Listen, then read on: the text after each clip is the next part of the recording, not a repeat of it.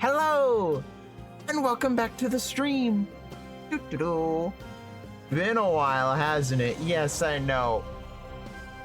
Oh. So, what are we doing today? Well, today, I'm thinking of just doing a conquest of Songs of Conquest. So this is just going to be it's not going to be a campaign setting. This is going to be a, I gotta do whatever the heck I want for the match. Now, what I am specifically trying to do is get better at the game. So the best way to probably get better at it is to practice against bots, right? And I need to pick a faction, and I need to get really good at that faction. I need to know that faction inside and out. I need to main a faction, and I also need to main a wielder, all that jazz. Problem, I don't know the difficulty of the bots, right? So these are the difficulty of the bots. Now, in games like Songs of Conquest, which is a military strategy game, what difficulty pretty much means isn't the game gets harder, it's just that the bot cheats. Right? Because you can only get so optimal with moving your units around. So what usually ends up happening, like let's take Civilization for example. When you go to the higher difficulties, the AI, they just deal more damage. They just have a damage multiplier. They just have a money multiplier. They just get more money than you. You could have the exact same amount of sources of income. They just get more. The bot cheats. Now, what I want to know, or what I don't know, is when the bot starts to cheat. Right? Now, this seems like a good neutral, because it's a neutral face. It's neutral. The bot's probably not cheating, and it's probably playing as strategically sound as it can. So, until I figure out if that's not true, because this might actually be like the true neutral, I'm not sure. I don't know. I don't even know where to figure that stuff out. So we're going to try this, and we're going to try to defeat the robot in a 1v1. And I did get the Roots expansion, so I have all 6 factions to work with. Now, what faction do I want to main? Because we have Arlian, we have the Barony of Loth, we have Baria, we have the Rana, we have the Veneer, and we have the Roots. You haven't seen me play these yet, because they don't have a campaign. The only campaign you've seen me do is I completed Arlian, and I'm like 1 mission in Rana, right? So do I want dragons? Do I want to try to rush the dragons? Do I want to have like a really solid defensive front line that's hard to crack? Do I want to shoot people with guns? Do I want to swarm people with the undead or whatever? Do I want to do very funny things with the Veneer? Like cast Apocalypse over and over again because I can? Or do I want to slowly grind my opponent down through a battle of attrition? I kind of want to slowly grind them down through a battle of attrition, not gonna lie. Okay, so now that I know what faction I want to play, because all of these factions are really good. Like, the only faction I don't want to play, like, I'll play it if someone requests me to play it, but I'm never going to, like, choose to play it, is Baria. I don't know why, I just don't like it. I don't like high technology in my fantasy game. I don't like the gunpowder. It's my magic game. I want magics and arrows. I don't want guns, right? So I don't particularly like Baria, even though they're cool. They hit like a dump truck. They're neat. They're okay. They have a cannon. Cannons are amazing, but meh. So I'm gonna go with like the closest thing to Zerg that this game has to offer, which is the Roots. I should probably like read out what all the factions do so that you yourself can figure out what you want to play, right? So, Arlian, the remnants of an empire, now broken up into warring baronies where the strong rise and the weak are forgotten. Knights are joined in an uneasy accord with the Fae, which are fairies, they're pixies and stuff. Magical creatures of the deep woods, but even fear of the Fae will not stop peasant rebellions. An Arlian order is enforced with a sharp axe. Very, what is it?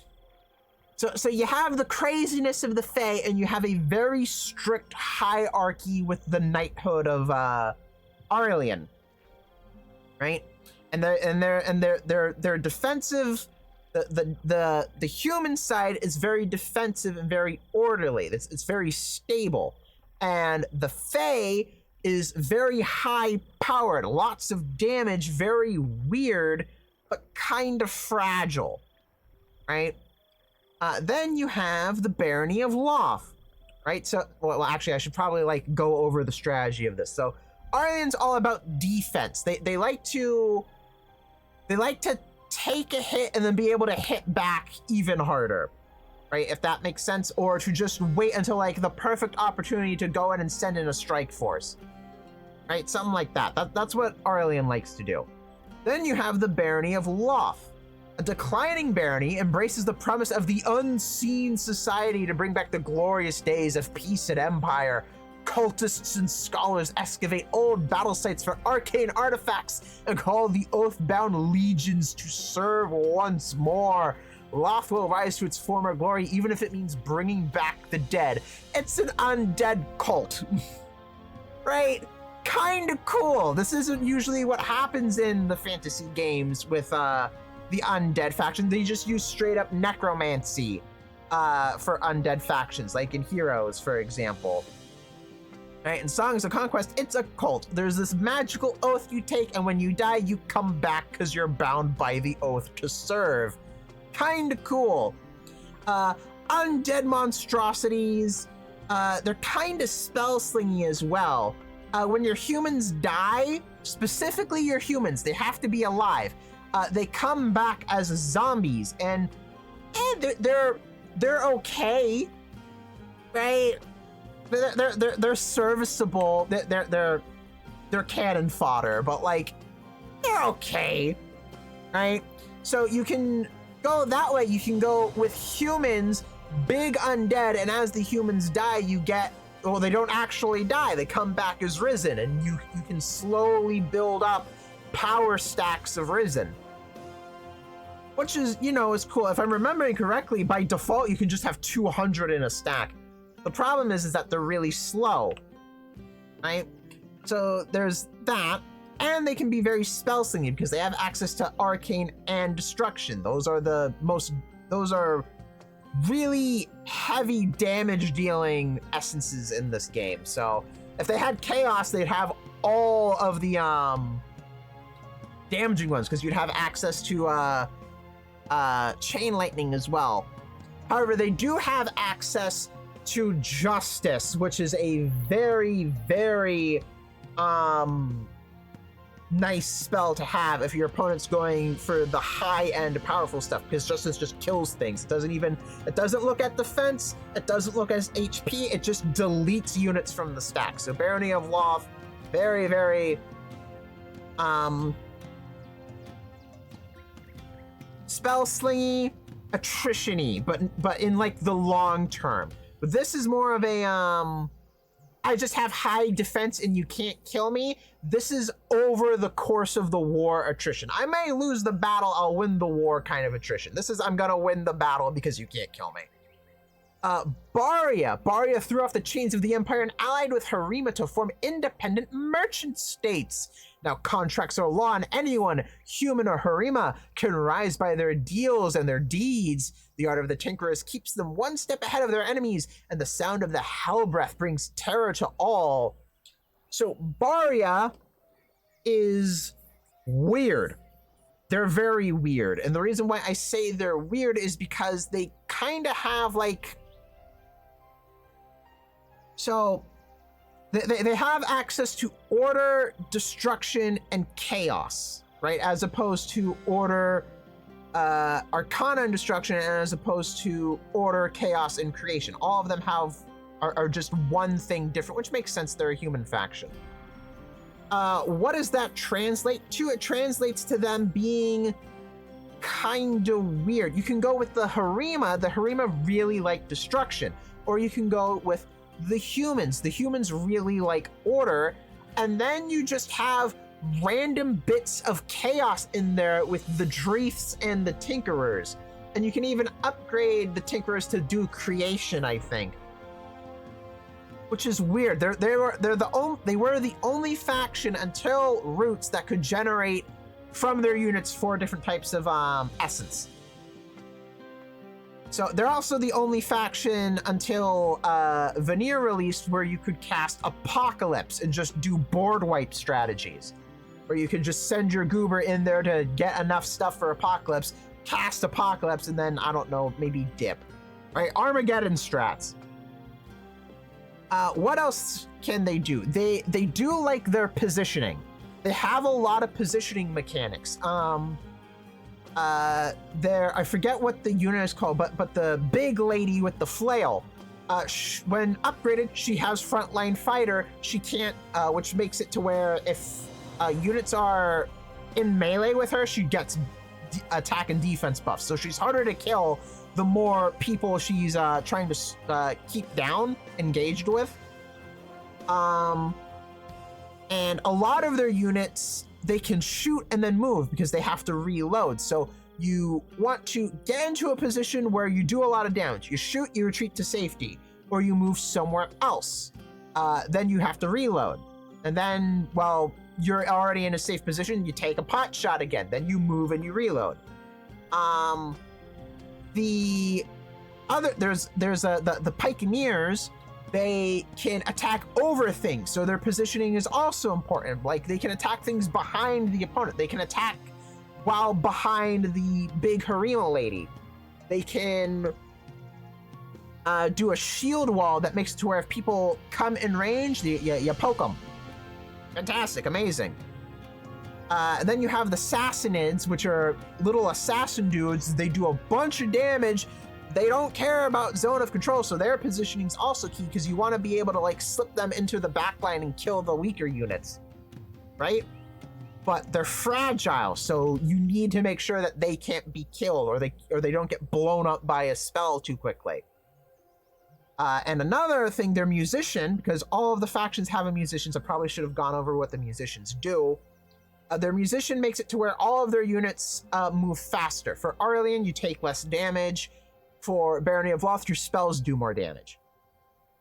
Right? For Baria, your units have higher initiative. That's what their musician does. Your units can just activate quicker. Also, the same thing with the cannon, just like with the musketmen, you shoot and then you reload. You shoot and then you reload. So you can shoot, you can move up, you can reload. You can shoot, you can run away from danger, you can reload. All about positioning, right? And then this is even more brought up because of the Tinkerers. They can place mines and barricades. You can block off choke points. Positioning. And it has a flamethrower, which hits 2 units. Positioning. All about positioning. If you like positioning, if you like playing chess, Baria is the faction for you. The Rana. They want to get the dragons. That's it. The dragons are, the Elder Dragon specifically, is by far the strongest single unit in the game.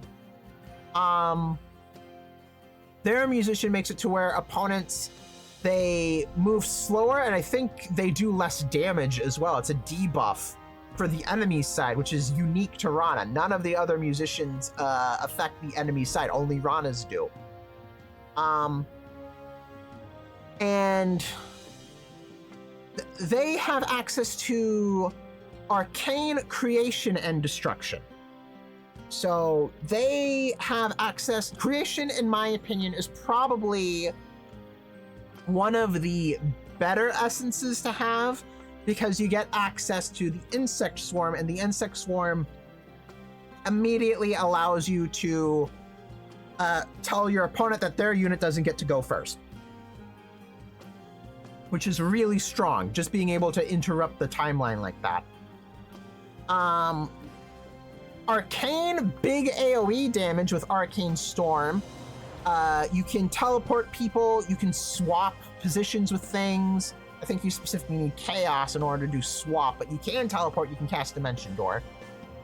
None of that, but the Rana, get access to an ability called channeling. One of their units has the ability to channel, and what that does is that you generate an extra thing of essence, and that's specifically with the Chellan Elders.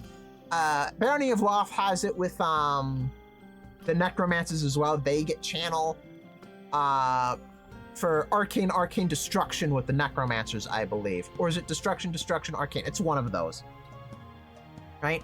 So they can also get a whole bunch of essence. So where they're casting like Arcane Storm and Fireball, these guys are casting Cloud Kill in Arcane Storm, right? And various other things. Like they can also cast Rupture because Arcane Destruction. With these guys, seeing that it's Creation and Arcana, I want to say that's ranged resistance.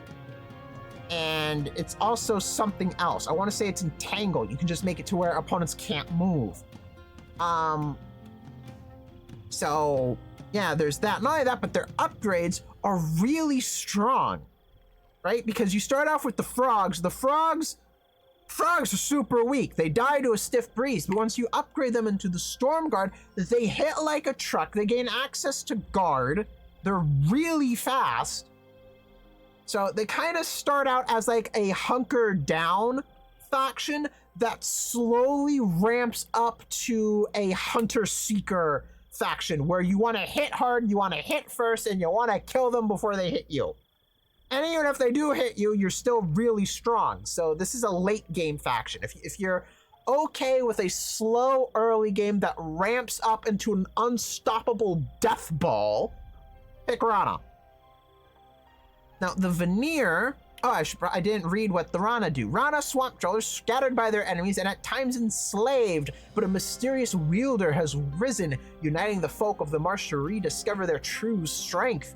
Vicious Ravagers, wise Chellan, and even the secretive Ethdra, all will come to the wielder's call, and the world will tremble to hear them war. Ooh, fantastic of me. Then you have the Veneer. They're Vikings. They're Swedish mythological creatures, or is it Norse? Whole point is it's what is it? Slavic, I think. Slavic mythology, right? So the Veneer, they have humans. The humans do human things. You can then upgrade them into what are they called? Oh, I should read the Vildra, that's what it is. So let me read the thing first. Veneer of the Bleak East, Patrium Raiders, Chain Breakers, Descendants of Indebted, and the best company in a mead hall filled with roaring laughter. Together with the powerful Vildra, spirits of the land, they grow to enormous strength and are ready to descend upon the world of Erebor. So you start with humans, right? So, and the humans can be upgraded into Vildra, and Vildra are very, very powerful. But once they become Vildra, you lose access to the human bonuses that you could have. However, they're really strong. So with the Veneer, they have access to Arcane, Chaos, and Destruction. So all the damaging stuff besides Chaos with Chain Lightning, but that's Chain Lightning. You don't really have access to it anyway. So very, very offensive. They don't particularly care about defense that much. They just want to fight. They want to get in. They want to do damage. They don't particularly care about dying because they're Vikings. Valhalla awaits. Who cares? Get in there, kill people. It's easy. It's peasy. Dare I say it's lemon squeezy. But they're expensive. They're really expensive, but you get a lot of power with that expensive.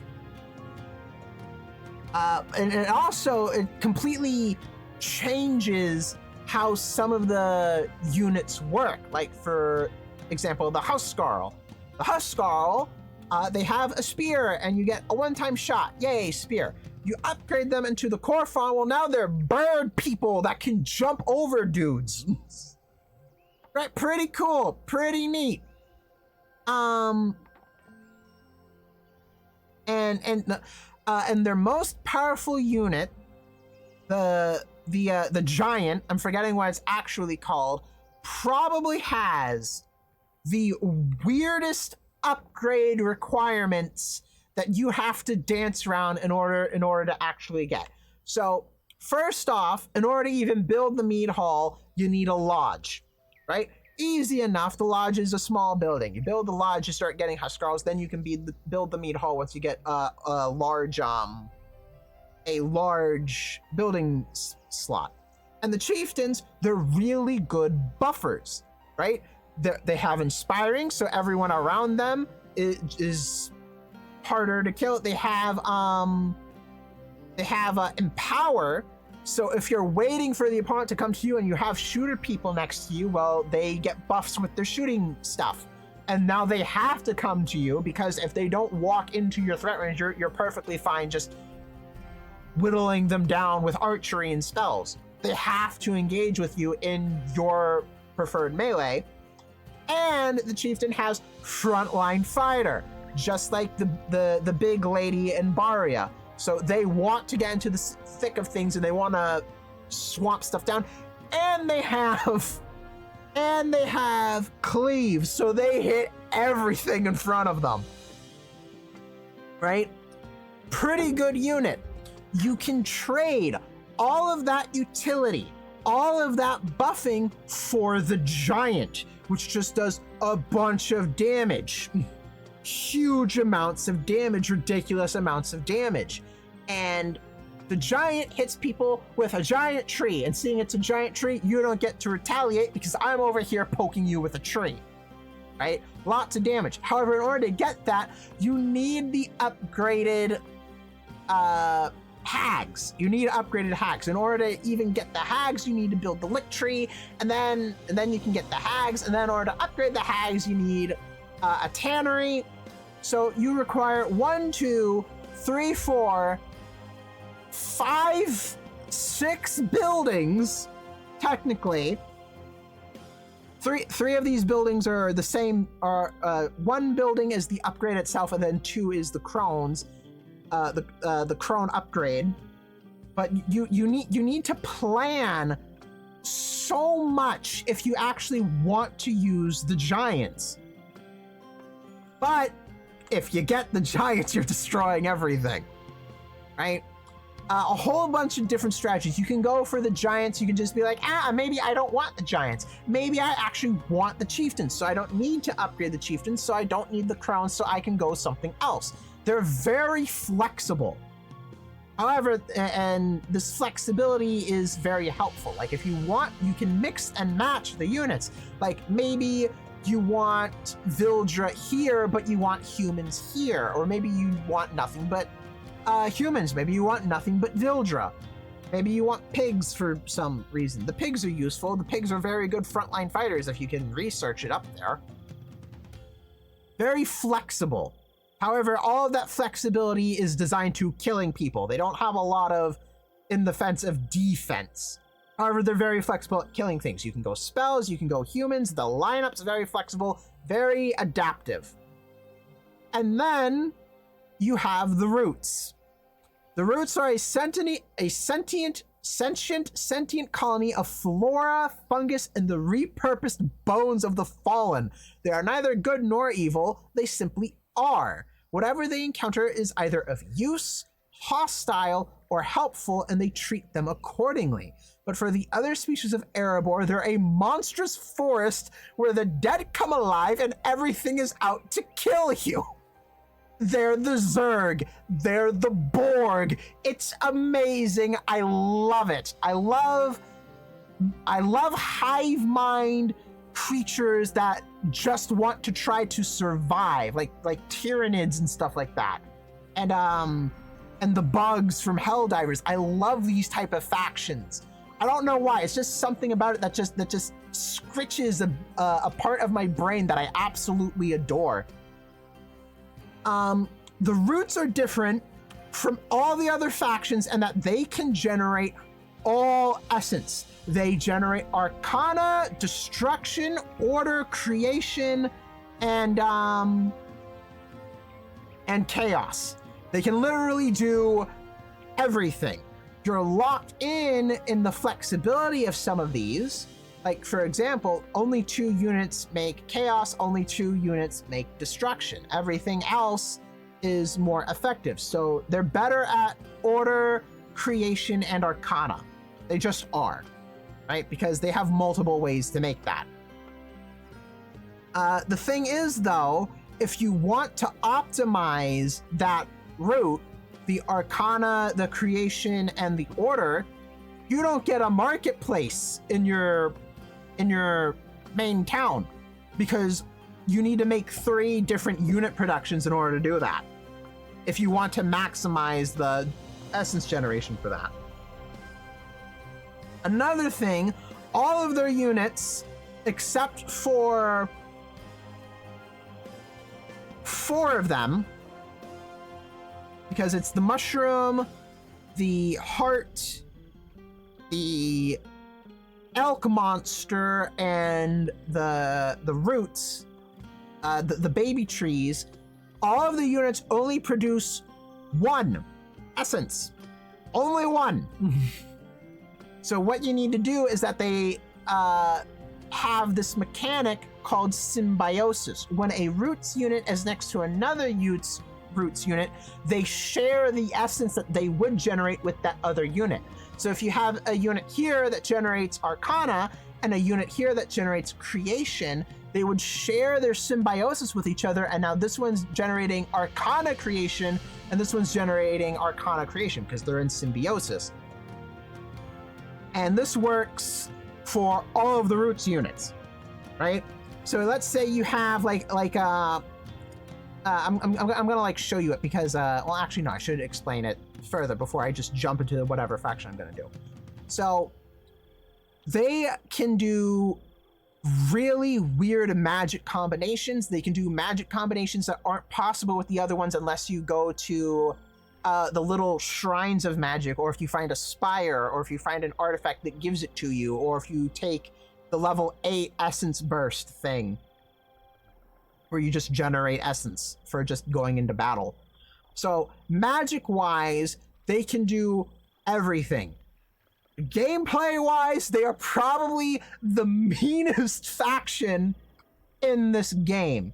Seeing they have access to creation, and they have ways besides magic to say you don't get to move when you normally would, they can make it to where it is a slow, painful meat grinder of a match where you can only move 1 hex at a time, slowly dying to poison clouds and lightning and bugs. It is awful. It is horrendous. I absolutely love it. It's so great. It's also really mean. So yeah.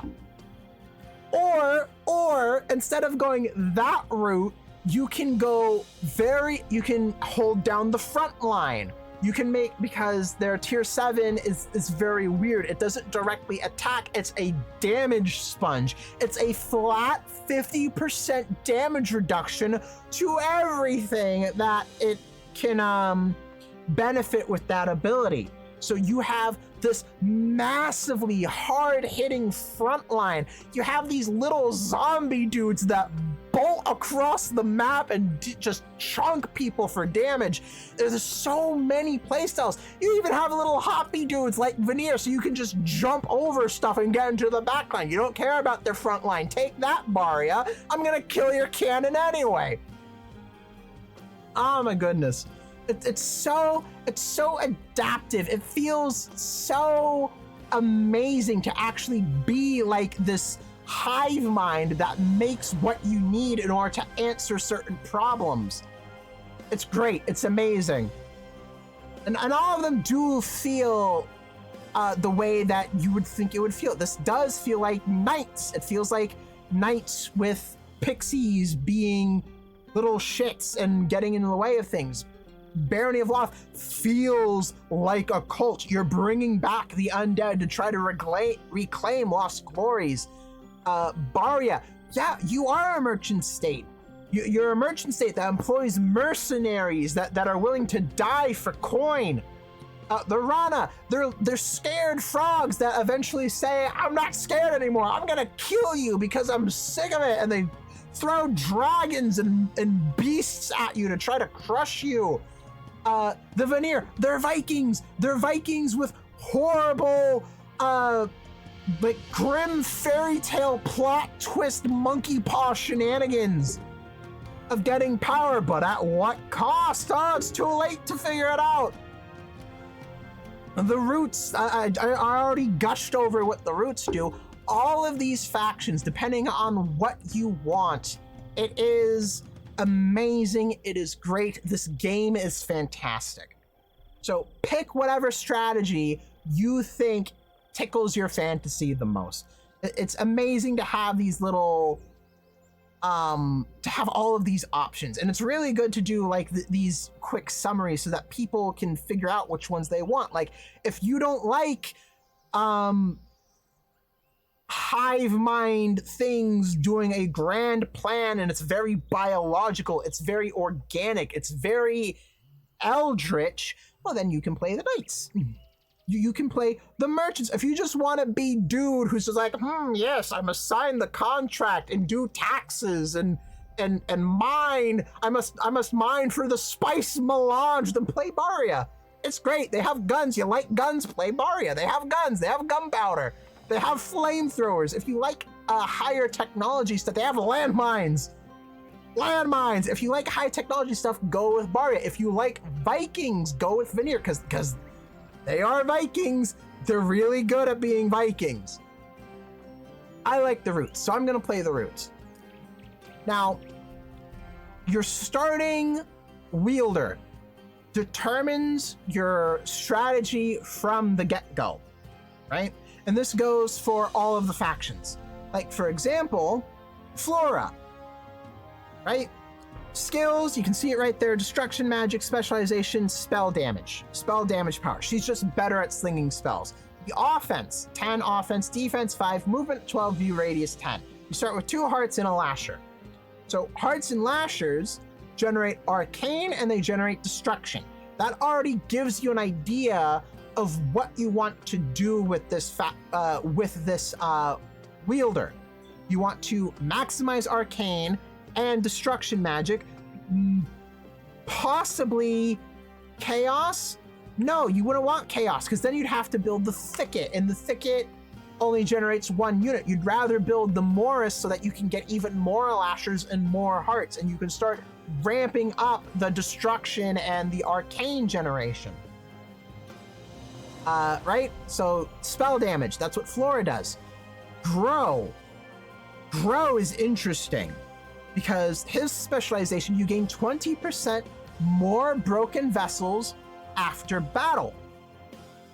So unlike in Barony of Loth, where your units die, Roots is more true to a Necropolis faction than Loth is, which is kind of funny because they're plants and they're supposed to be alive, right? They're supposed to.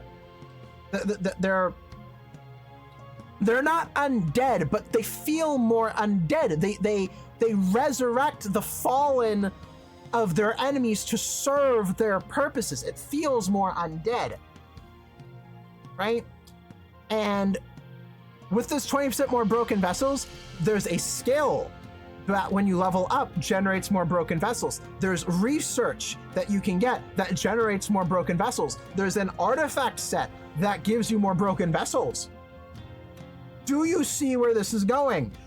And once you max out the skill to generate the broken vessels, when they are resurrected, they're already upgraded. So you can have 100 of these vessels. That is swarm tactics. Ridiculous swarm tactics. And these little zombie dudes, they're so fast and they do so much damage and they just bolt across the map. It makes no sense, but it is the funniest thing ever. to just have this entire horde of vessels. You send them in, you don't care if they die, because if you win, you're gonna get them back anyway. Right? It's amazing. It's great. Honey. Income +1 wood, +1 stone. Economy, because you don't pay taxes. The frogs don't pay taxes either. Everyone else has a way to pay taxes, but you don't pay taxes. You're tree monsters. What use is taxes? You don't care about money, you care about wood and stone. Seeing that you have this extra wood and stone, you can build up your infrastructure so much faster than everyone else. Because normally people would have to build a sawmill and then a quarry or whatever their equivalent is. You already have that with honey, right? So when you do build your infrastructure or your resource generation, it's doubled. It's doubled. It's already upgraded.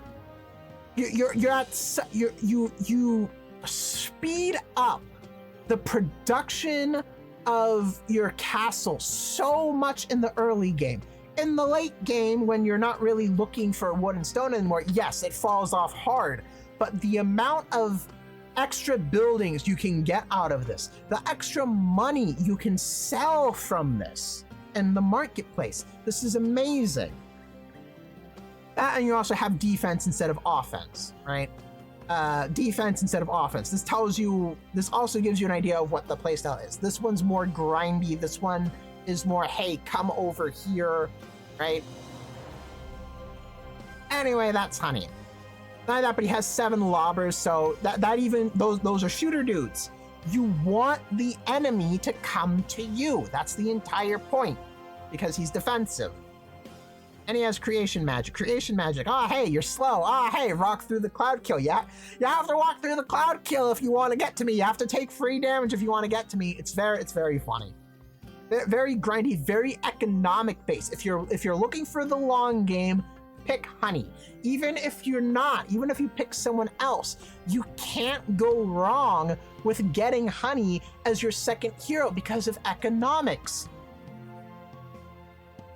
Wars are won by whoever has the bigger coin purse. In this instance, the more bountiful building materials, but you get the point. Grunt. Grunt is interesting because his specialization is all about the final tier for the roots, and that is the seeds of the mother and the roots of the mother. And you even start with the final 8th tier unit, and you start with 3 mushrooms. No one cares about the 3 mushrooms. The mushrooms are just there to generate essence in the early game, if I'm going to be honest. So, because of this, you already have a game plan if you're choosing Grunt. You want to build the womb as quickly as possible, because the womb is what gives you the seeds of the mother and the roots of the mother. So in order to do that, you need a Morris. In order to upgrade the womb, you need a fungus patch, right? So you already know the units that you're messing with. You have the mushrooms, you have the seeds of the mother, you have the slashers, and you have the hearts, right? So that is Symbiosis Creation, Symbiosis Destruction, Symbiosis Arcana, and Symbiosis Order. So you already have like this weird 4-piece thing. You don't really want what is it? Chaos. You don't really care about the thicket because you want to slowly encroach on your opponents with the roots of the mother, because they do damage, not directly, but they do damage. And he makes them faster so that they can start doing their damage quicker. They can, their area effect is bigger, so you can have even more of the field choked with these roots of damage reduction for your side, and your opponent is effectively taking dot damage, and if they're in a cloud kill, they're taking even more dot damage. So what you pretty much want to do with this, you'd want the Morris, you'd want the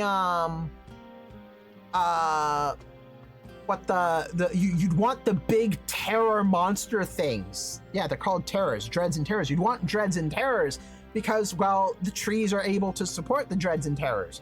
You can make that front line. It's a very strong, very hard to break end game once you get there.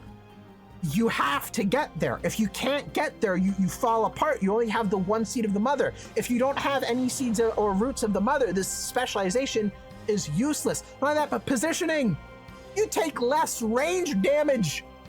Less range damage. They have to go into the melee with you. So you don't particularly care about range damage because you want them in the melee. This is a melee focused hero. Not that, but look at that defense, 15. Yeah, you're slower with an 11, but my good, I think that -1 movement for that extra 5 defense is more than worth it. And then there's Lost. He's probably my favorite to pick. And the reason why is because of the specialization, 40% spell damage resistance. And he starts with melee. It is all you need. Spell damage resistance, ranged resistance, melee resistance. You are going to be so hard to kill. It's not even funny. Your opponent won't be able to kill you because this spell damage resistance, it stacks with the skill. You can have up to like 110% magic damage reduction. They can't kill you with spells. If you get the range damage reduction, they can't kill you with range. If you get the melee damage reduction, you have them outclassed in melee because you already have melee. You already deal more melee damage. It's great. It's amazing. What you want to do with Lost, and I don't know how I'm supposed to do this yet, but you want Arcane, you want Order, and you want Creation, because if you do that, you get access to the dual spells that give you 50% melee resistance and 50% ranged resistance, and you already have 40% spell resistance.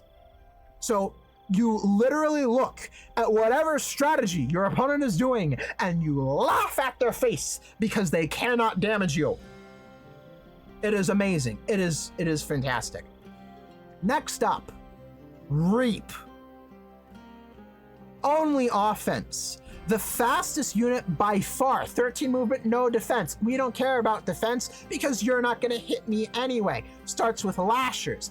Gets prepared. I have yet to see any of these other wielders ever get prepared as a skill on the level up.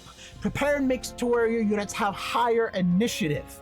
Initiative is really important because it makes it to where your units go first.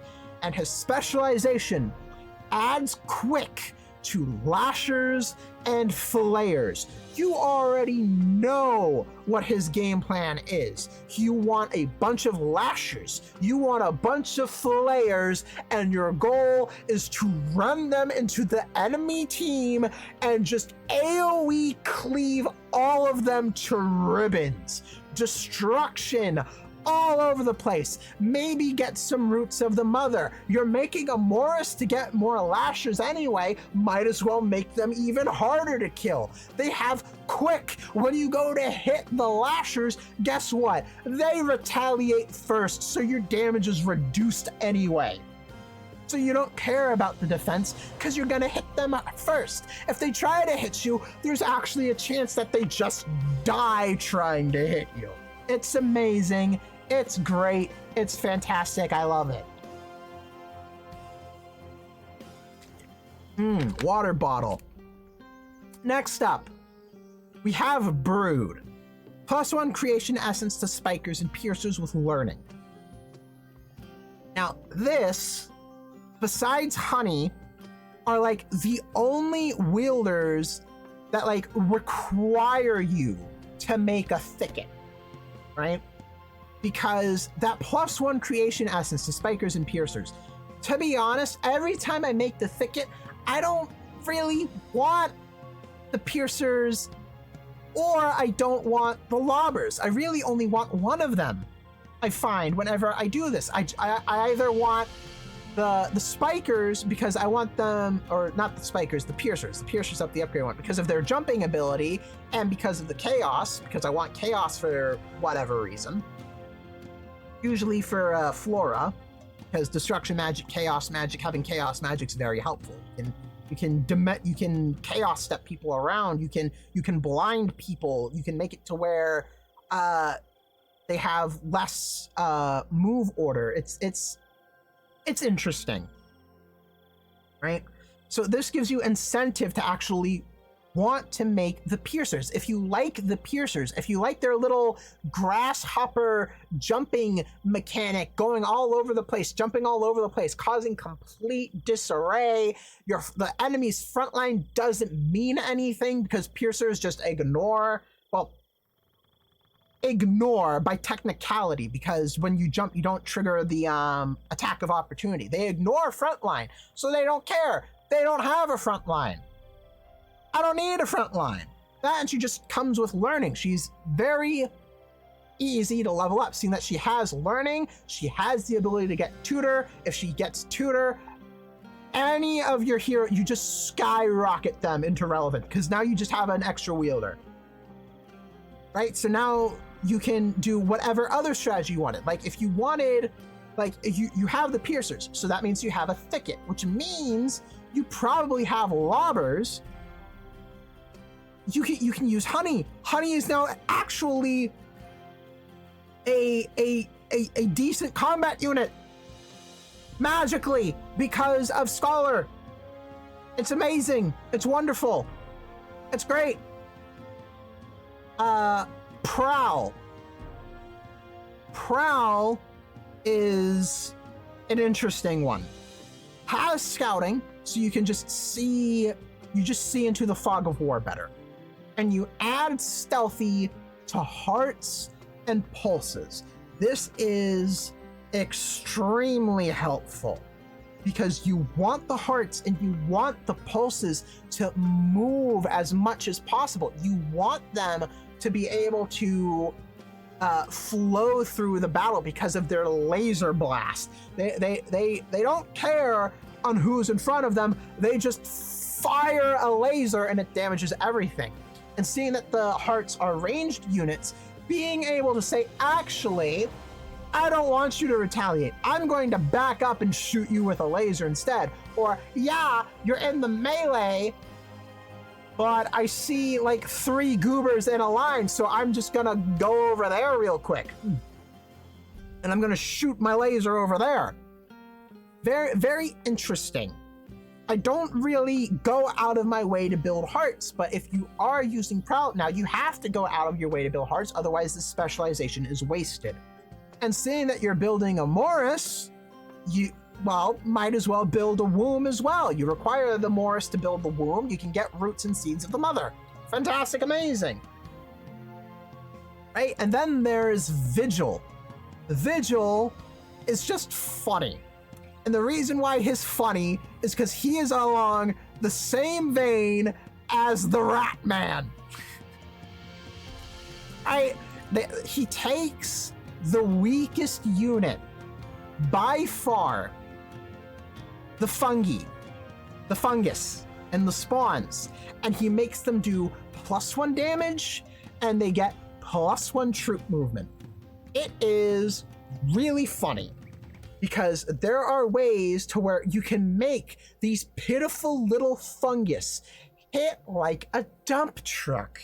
You can make it to where they do extra percentile damage. You can research them to do more damage. Vigil makes them do +1 more damage. There are artifacts that increase the amount of damage.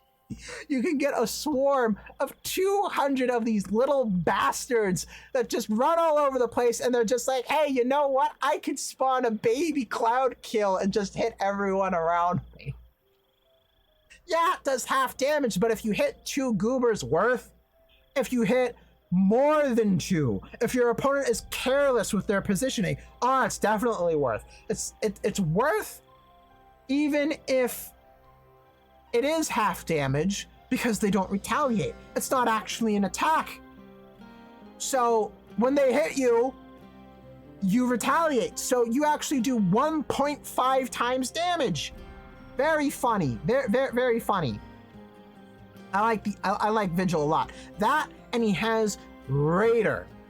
Raider is really good because what Raider does is that it turns your main combat hero into a money printer. Because the way Raider works is that it's the money percentile of the units you kill.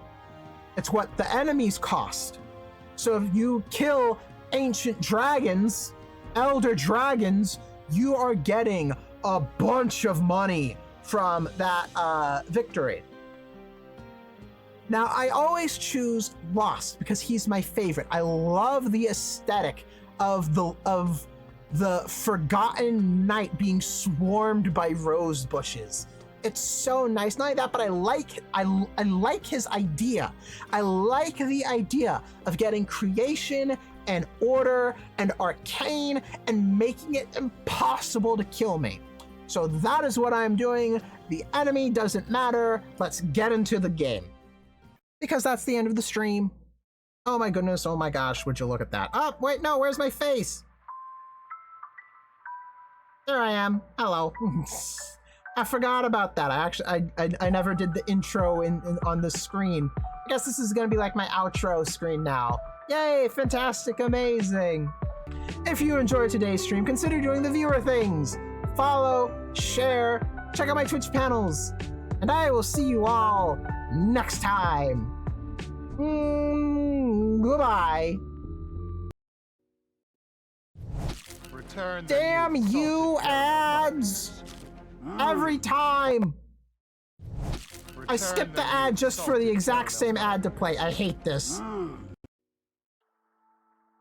Damn salted caramel butterfingers.